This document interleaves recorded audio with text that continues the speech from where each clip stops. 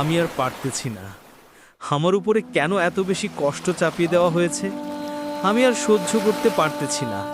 এই বোঝা, এই ভার আমি আর নিতে পারতেছি না। প্রতিটা মুহূর্তে মনে হয় দম বন্ধ হয়ে আসছে। কেন শুধু আমাকেই সব কিছু সহ্য করতে হয়? কেন আমার জীবনটা এত কঠিন? আমি ক্লান্ত, ভীষণ ক্লান্ত। লা ইউকাল্লিফুল্লাহু নাফসান ইল্লা উসআহা। আল্লাহ কোনো ব্যক্তির ওপর তার সাধ্যের বেশি বোঝা চাপিয়ে দেন না। সূরা আল বাকারা 286। এই আয়াতটি যেন আমাদের হৃদয়ের গভীরে শান্তি ঢেলে দেয়। আল্লাহ তাআলা আমাদের জানিয়ে দিচ্ছেন, তুমি একা নও, তোমার কষ্টগুলো তিনি জানেন, বুঝেন।